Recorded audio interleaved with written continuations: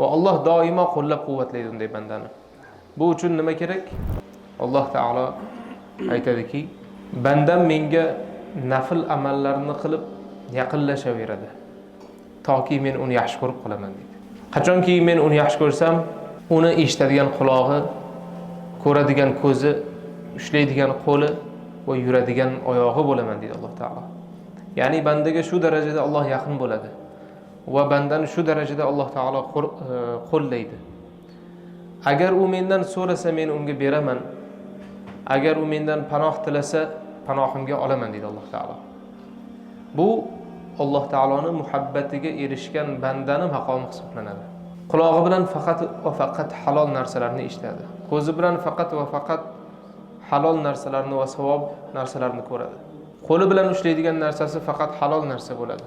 Biron bir harom narsani, aroqnimi, boshqanimi ushlamaydi.